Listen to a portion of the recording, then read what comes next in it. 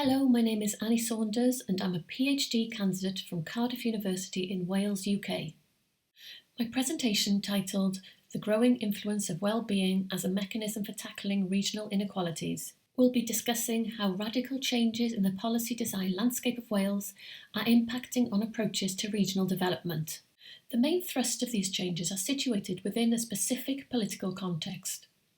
The Wellbeing of Future Generations Act, which will be discussed in further detail, places Wales at the forefront of theoretical development and policy design and amplifies the capacity of smaller regions to take a more equitable approach to regional development. I will be presenting a case study of Llanelli, an old industrial town in southwest Wales, and will outline how, in this unique political context, it has managed to adapt its approach to development. In order to provide more clarity, I'll first give a quick overview of the presentation structure.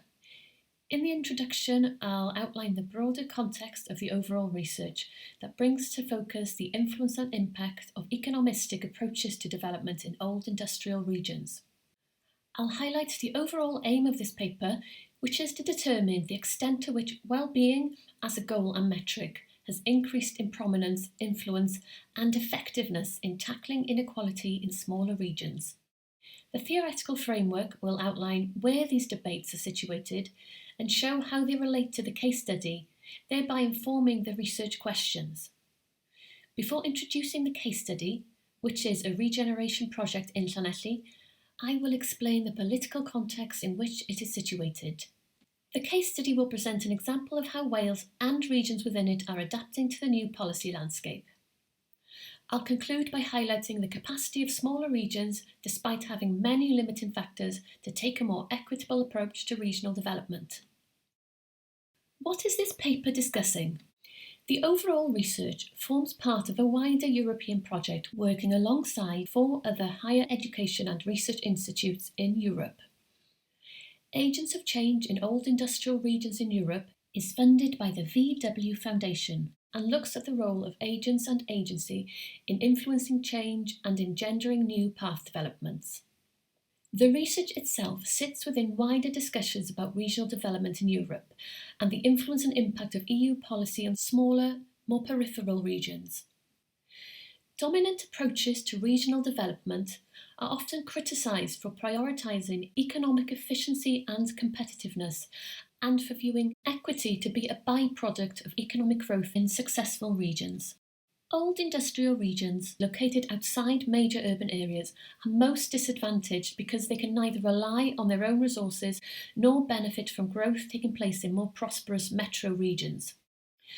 As a result, there has been a surge in interest in discovering a more sustainable metric for regional development that would better reconcile the goals of economic growth and human well-being. In Wales, we're focusing these ideas by looking at wider discussions around how development has often been done to places rather than with them. The inability of such developments to adequately address growing issues of inequality has in turn raised questions around agency. This paper will challenge the relevance and effectiveness of economistic approaches to development in smaller, more peripheral regions, and will bring into focus alternative ways that are being used to address big issues such as inequality. It focuses on the rise of the well-being narrative in Wales, signalling a radical shift in approach to long-term and sustainable policy design.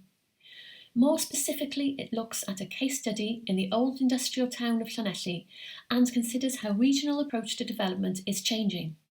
This research aims to develop a better understanding of the emergence of new development paths in old industrial regions and demonstrates the influence and impact of a rise in the well-being narrative on policy and practice in Wales. The theoretical base of this research draws on debates in a broad range of disciplines, including regional development theory and evolutionary economic geography, but focuses predominantly on challenging and enriching debates around economic and political geography. Regional development theory conceptualizes regional disparities as a development gap between leading and lagging regions, caused by low economic productivity in the latter. While catching up may be a feasible strategy for some regions at a certain stage of economic development, old industrial regions require a different approach. Evolutionary economic geography focuses on the adaptation of the economic landscape over time and the interaction between temporal and spatial contingency and systematic necessity. However, its reliance on biology as its key source of concepts has generated controversy over the applicability of Darwinian theory to the social sphere. Economic and political geography is predominantly guided by the impact of economic, political and social changes on places and their relationships to policy and planning. Development in this context is almost always focused on economistic agendas that promote growth in large urban areas, despite there being growing scepticism over the effectiveness of economistic approaches. Therefore, this research seeks to enrich these debates by challenging economistic approaches to development and to question the practical relevance to smaller, more peripheral regions. In doing so, it will present a case study to show how some regions are doing things differently. So what is the relationship and relevance of these theories to changes seen in Wales? Let us first consider the spatial context of these theories, which tend to centre on large urban areas. Wales is a small country with a population of approximately 3.1 million people. There are very few large urban areas. Our largest city is Cardiff, the capital of Wales, and its population is around 481,000. Therefore, as a matter of practicality alone, an economy focused solely on growth and scale is not best suited to Wales. The second thing to consider is our governance structure. Wales, along with Scotland and Northern Ireland, is a devolved nation within the UK. It has a devolution settlement with a reserved power model, which means that whilst the Welsh Parliament holds power in many areas, including economic development, some areas are reserved to the UK Parliament. The power to legislate in relation to Wales is therefore shared between the UK and Welsh Parliaments. But despite of or because of these limitations, Wales is beginning to adopt a more equitable approach to regional development that better reflects the ambitions and capacity of its people and places. This paper therefore seeks to shift the lens away from a promotion of growth in large urban areas and on to the rise of the well-being narrative in smaller regions. In light of this, the research will be guided by the following question. How are new development paths created in Wales's old industrial regions? And this main question will be accompanied by the following sub-questions. Who or what are the agents of change responsible for the creation of new development paths? What are the barriers to change and local conflicts that might be caused by such transformations? From a methodology point of view, this research will use a case study approach. The main advantage being the opportunity to conduct an in-depth analysis of the case, including local conditions and the dynamics of path creation. The analysis will focus on agents' motivation and resources, narratives of their region's future, institutional arrangements and policies, and socio-cultural and historical contexts. Data collection will be conducted through qualitative methods such as semi-structured interviews. I thought I would briefly touch on how the pandemic has impacted on my research. My data collection timeline aligns perfectly with the start of the pandemic, and so most of my interviews were conducted over Zoom or Teams. Not being able to capture people in their normal surroundings within the context in which the research is situated has most certainly had an impact on the data. However, what I think is interesting is how operating within this digital context has had a levelling effect on the power dynamics between interviewer and interviewees. Many of those interviewed have been people in positions of authority, such as high-level politicians and CEOs of large companies. Under normal circumstances, you would be meeting these people in their offices or boardrooms, spaces that could be perceived as intimidating. And so the compromise on both sides of having to conduct these interviews online has balanced the power dynamics somewhat. How that will impact on the data, I'm not exactly sure, but it's certainly very interesting. Let us first look at the place in which the research is focusing on. Llanelli is your archetypal old industrial town located on the southwest coast of Wales. By the mid-18th century, Wales had the second highest level of immigration after the USA, with many moving to Llanelli to work in the booming tinplate, steel and coal mining industries. Up until the mid-1880s, 90% of the world's tinplate was produced in Wales. Today the town is home to a population of approximately 48,000 people. In the post-industrial era, Llanelli, much like many other towns, continues to struggle and adapt to new forms of employment. Yet despite the decline in the UK's manufacturing sector, it has managed to retain a strong residual base of companies. However, areas within Llanelli are some of the most deprived areas in Wales, with ill health and unemployment being some of the key legacies of industry. Next, we'll look at the policy context of Wales. The Wellbeing of Future Generations Act, the first of its kind in the world, legally requires public bodies in Wales to think about the long-term impact of their decisions and to make long-lasting positive change to current and future generations. The unique context of the Wellbeing of Future Generations Act gives Wales the ambition, permission and legal obligation to improve its social, cultural, environmental and economic well-being. This new policy landscape in Wales has allowed for a new model of development to emerge that challenges economistic agendas whilst building its foundations on the 7 goals of well-being.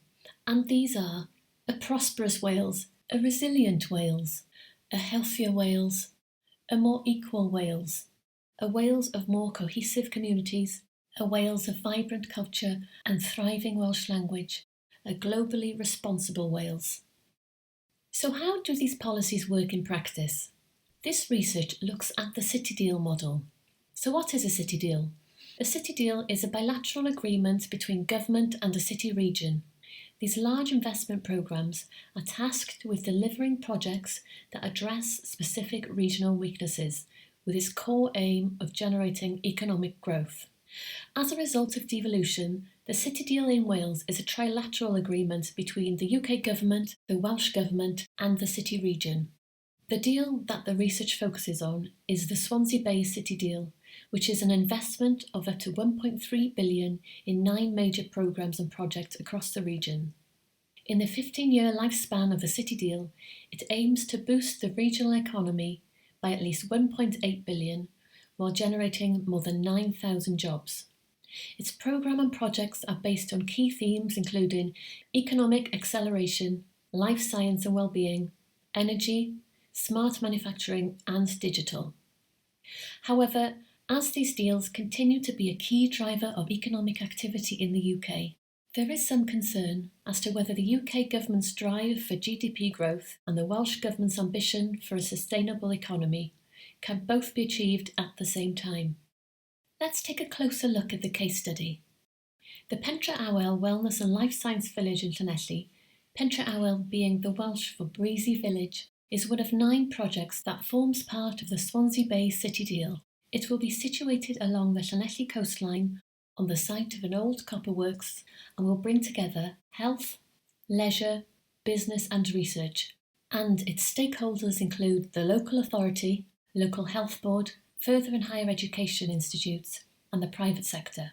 It is the first development of its size and scope in Wales and aims to provide world-class medical research and healthcare delivery and to support and encourage people to live active and healthy lives. As well as improving health and well-being, the project aims to create 2,000 jobs and training opportunities and is expected to boost the local economy by £467 million over the next 15 years. Addressing concerns around whether the UK Government's drive for GDP growth and the Welsh Government's ambition for a sustainable economy can both be achieved at the same time, if this project is fully realised, it will be an example that shows just that.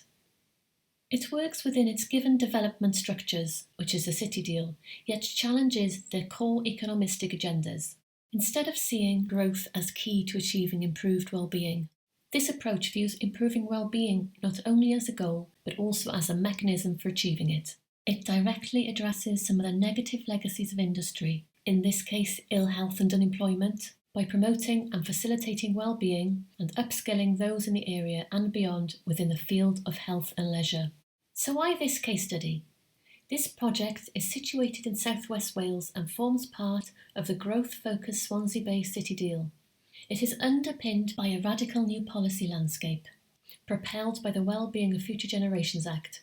In the past, a lot of time has been spent retrofitting this ambitious piece of legislation into regeneration projects, often arguably in a tokenistic way.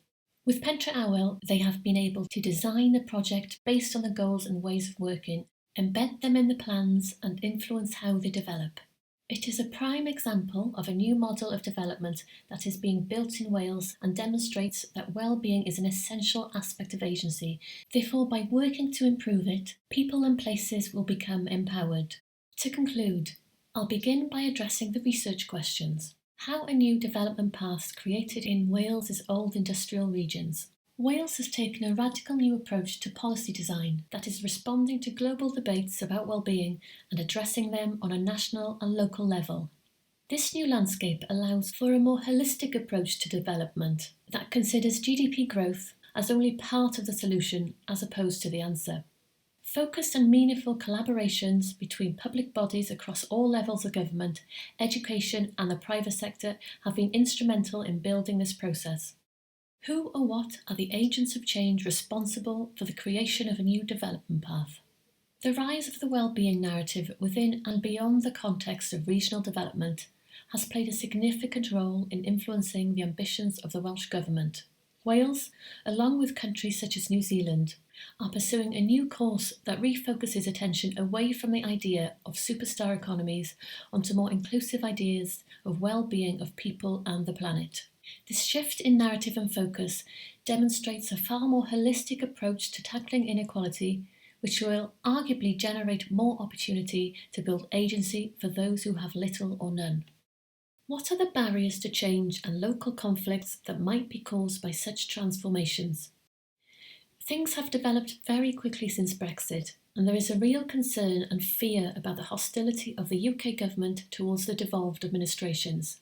This rapid change in tone from the UK government reflects their ambition for a more centralised system that bypasses the governments of the devolved nations and appealing to and dealing with local authorities directly. So how does this impact on my research?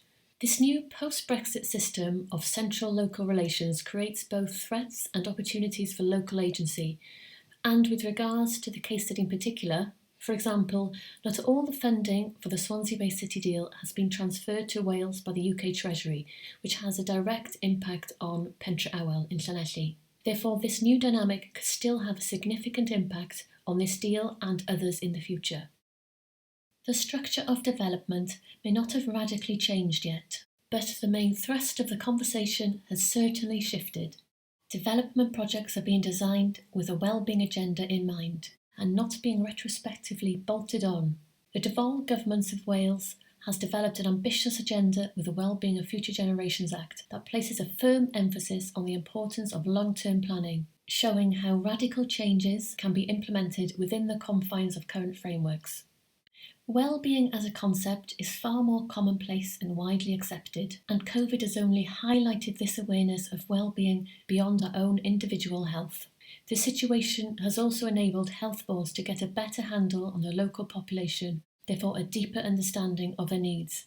What this means in relation to Pentre Awel is that it has a better chance of becoming embedded into the culture of the region because its aims and objectives chime with and reflect the needs of the place and the time in which it is situated.